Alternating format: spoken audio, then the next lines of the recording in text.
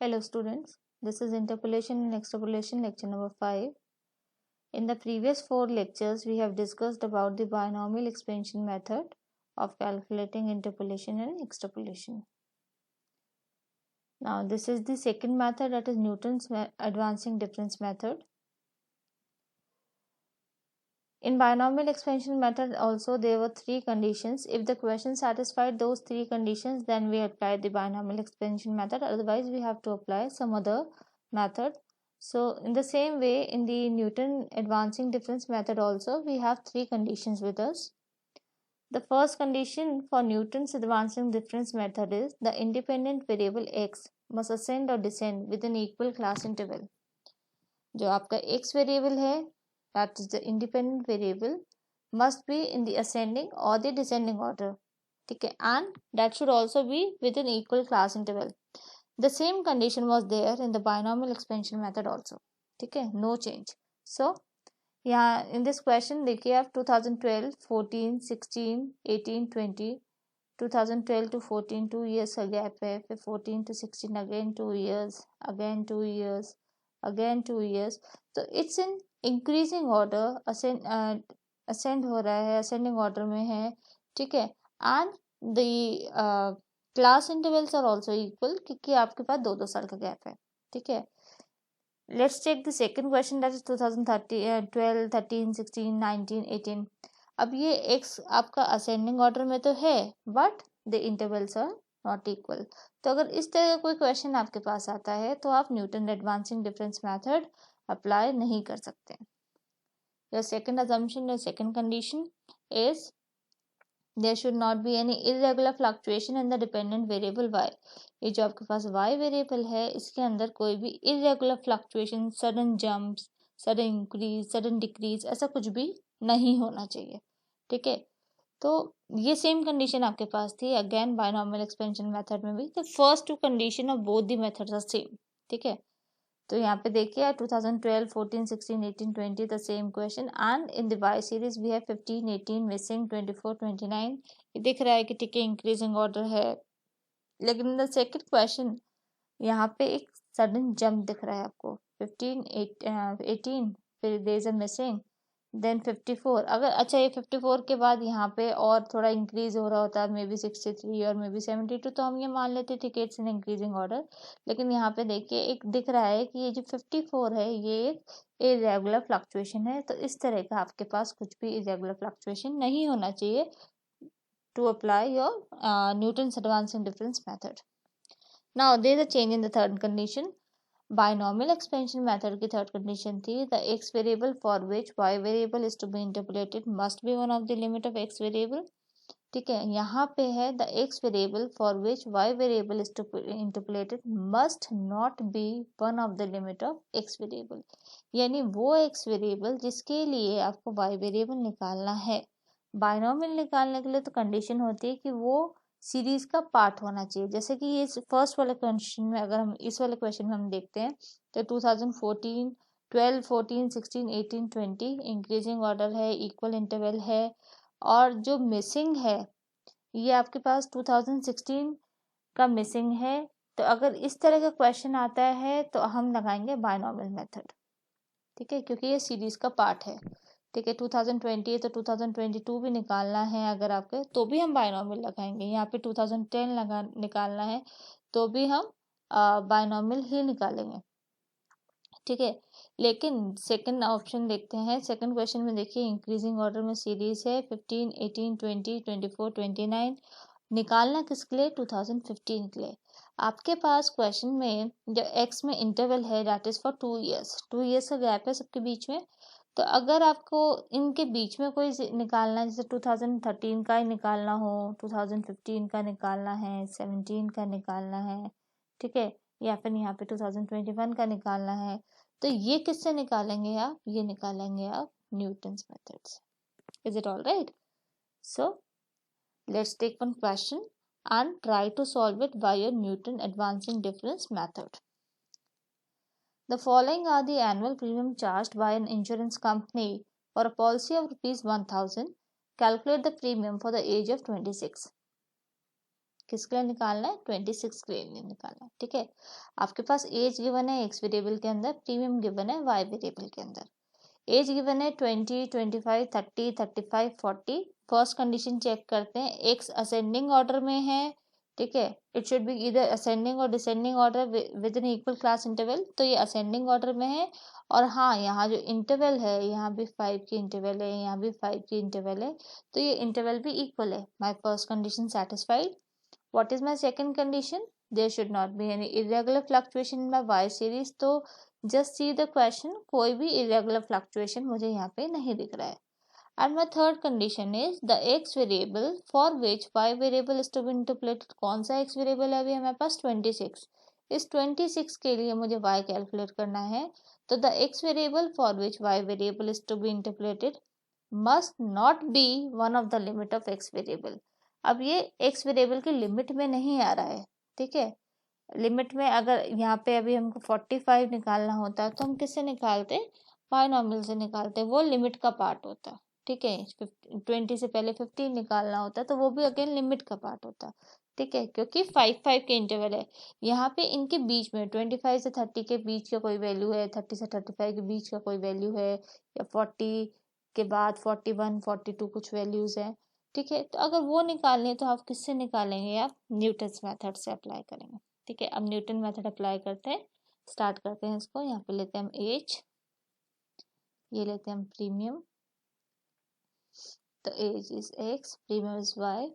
ठीक है, एज आपके पास हो गई आपकी 20, 25, 30, 35, 40। प्रीमियम हमारे पास हो गया 23, 26, 30, 35 एंड 42। जैसे हमने बायनॉमियल मेथड में इनको सिंबल्स दिए थे, ऐसे लेते हैं x0, x1, x2, x3, x4। This is your y0, y1, y2, y3, y4। ये अभी मैंने क्वेश्चन कॉपी करा है। अब सबसे पहले क्या करेंगे? हम टेबल ऑफ डिफरेंस बनाएंगे। क्या बनाएंगे हम? टेबल ऑफ डिफरेंस बनाएंगे। टेबल ऑफ डिफरेंस कैसे बनेगी? आप बनाएंगे जैसे सबसे पहले हम यहाँ पे बनाएंगे डेल्टा 1, डेल्टा 2, डेल्टा 3, जितने ये है लास्ट नंबर के तारा 4, तो डेल्टा 4 तक जाएगा, डेल्टा 3 एंड डेल्टा 4। कैसे बनेगा?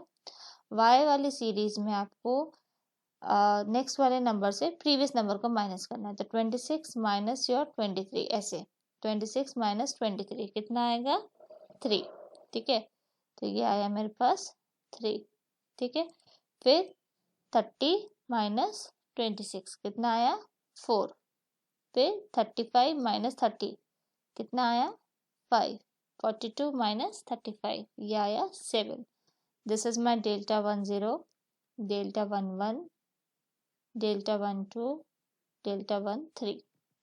अब अगेन नीचे वाली फिगर में से ऊपर वाली को आपको माइनस करना है। ठीक है, नेगेटिव साइन आता है तो नेगेटिव लगाना है। 4 माइनस 3 1, 5 माइनस 4 1, 7 माइनस 5 2। ठीक है, so this is your delta 20, 21, 22। Next 1 minus 1 0 ऐसे, और 2 minus 1 1, delta 30, delta 31 and 1 minus 0 1। तो this is my delta 40। Last में आपके पास एक सिंगल फिगर बचेगा। ठीक है, सिंगल फिगर मतलब यानी आपके पास कोई भी दो वैल्यूज नहीं आएगी जिनको आपस में आप माइनस कर सको। सिंगल फिगर ये नहीं कि 1 ही आएगा या फिर 1 to 9 के बीच में आएगा, ये नहीं कह रही मैं।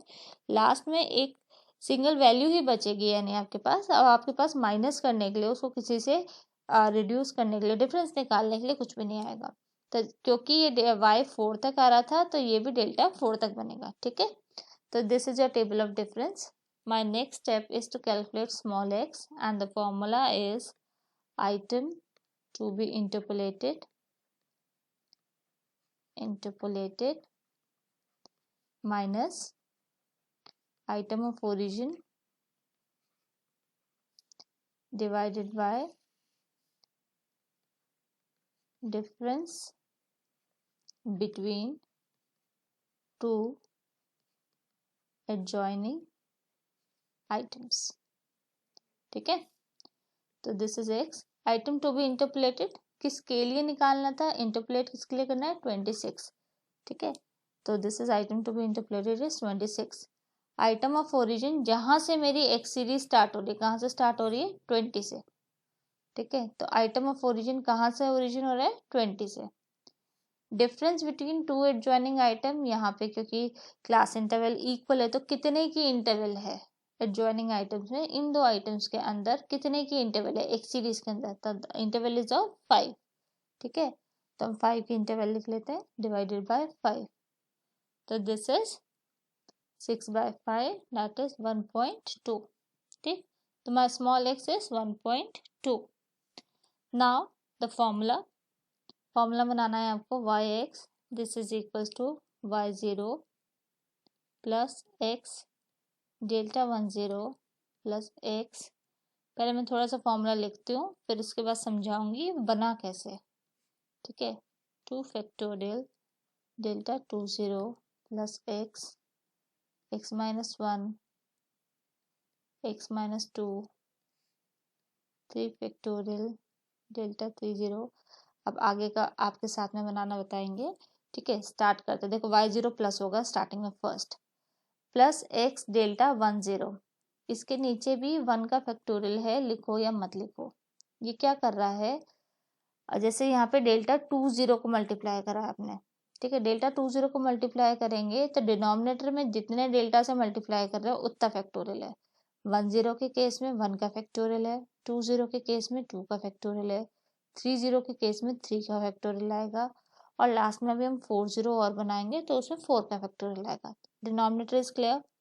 इन द न्यूमरेटर देखो हमने करा है, जैसे ये 2 है तो 2 है तो यहाँ पे x और x माइनस 1 तक लेना है, यानी एक कम, 2 है तो 1 तक लेंगे, 3 है तो 2 तक लेंगे, 4 है तो 3 तक लेंगे। तो अब हम बनाते हैं इसको, अगर हम 4 वाला बनाएंगे तो x माइनस 1 4 का बनाने वाले हैं तो हम 3 तक लेंगे, ठीक है। x minus 1, x minus 2, x minus 3 और डेल्टा 40, ठीक है। और नीचे क्या आएगा, 4 फैक्टोरियल। ऐसे ही अगर आपके पास टेबल ऑफ डिफरेंस 5 तक गई होती तो हम एक 5 को और बनाते हैं, plus x minus 1, x minus 2, x minus 3, x minus 4 multiply by delta 50 divide by 5 factorial, ऐसे करके बनाते हैं। तो ये बनता रहेगा फॉर्मूला, जितने आपके पास डेल्टास बने हैं, आपके पास टेबल ऑफ डिफरेंस में जितने आपने डिफरेंसेस के कॉलम्स बनाए हैं, उतना ही ये आगे फॉर्मूला आपका बढ़ता रहेगा। Now putting the values in the formula, सारी वैल्यूज आपके पास है, yx यहीं पे डाल देते हैं एक बार yx, और ये है आपके पास y0 की वैल्यू देख के आते हैं। y0 was the first value that is 23, तो हम लेंगे 23 प्लस x कितना है आपके पास 1.2, यहाँ जो ऊपर कैलकुलेट करा था ये 1.2 डिवाइड बाय 1, लिखो या नहीं लिखो एक ही बात है, ठीक है। मल्टीप्लाई बाय डेल्टा 10 यानी ये जो हमने कैलकुलेट करा था ना यहाँ पे डेल्टा 10 दैट इज 3, ठीक है। तो multiply by 3 plus 1.2 minus 1 divide by 2 का फैक्टोरियल इज 2 इंटू 1, ठीक है। मल्टीप्लाई बाय डेल्टा 20 इज ये 20 कितना आया था मेरे पास 1, ठीक है। तो हम ले लेंगे इसको 1 plus 1.2 minus 1, 1.2 minus 2 divided by 3 into 2 into 1 3 का factorial multiply by delta 30 is 0, ठीक है।